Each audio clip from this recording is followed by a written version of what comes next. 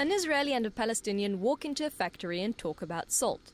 This is no joke, but the reality for Israeli entrepreneur Alon Lior and Palestinian businessman Hussam Halak. Both of us believe of a peace economy, that the economy, while the economy is going together, there won't be any wars. Both speaking the language of salt, their roads cross on their common ground, a ground which also happens to be the lowest one on earth.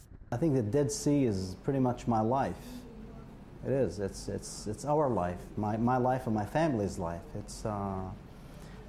They call it the Dead Sea, but for me it's very much alive.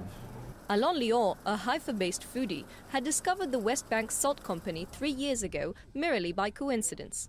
The only Palestinian salt producer on the shores of the Dead Sea, this was Halak's family-run enterprise since the 1960s, when the area was still under Jordanian control and was based in the first Dead Sea factory ever built. After the 1967 war, Israel occupied the territory, and today, located in Area C of the West Bank, it's stuck in limbo between Jordan, Israel and the Palestinians. We are standing on an army land, so we cannot do any changes here. This is a very complicated situation here. It's not belongs to Israel as well, it's not belongs to the Palestinian, it's not belongs to the Jordanian. They say it's no one's land. The factory, amazingly but hardly preserved since the day it was built in the early 1920s of the previous century, runs a ticking production line of one product only. Our main interest is salt. That's what we do.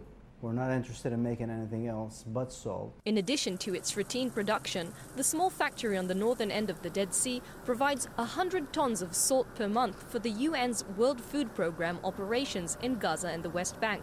This is the coarse salt after cleaning. It's also a valuable investment in an area where the economy is struggling and provides jobs for the local Palestinians. We are here 15 workers and 2 people in administration.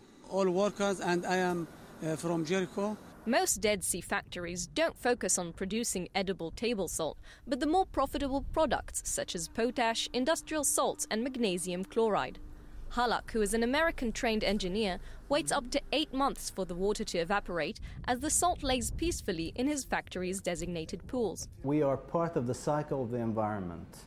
We are taking water from the Dead Sea, crystallizing the NaCl, the salt, and then returning the water back to the sea. We are not doing any process to dry the water. We're taking the water, we put it here just to collect the salt.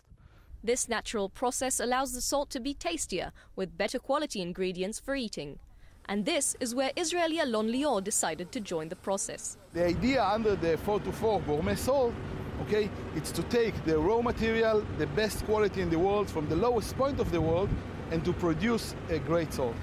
The chance encounter between Lior and Hussam Halak led to the creation of new gourmet products named Salt 424 after the depth below sea level, 424 meters. The Halak family supplies Lior with salt from the Dead Sea, which he then blends with other spices and herbs to create multicolored and multi-flavored seasonings. Recently distributed around the world, you can now find sweet orange and chili salt, velvet plum merlot salt, and garlic with ginger salt.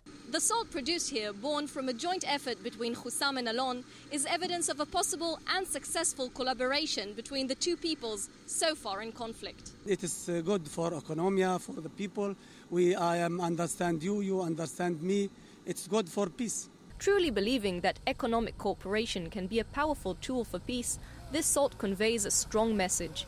Living side by side and working together is possible.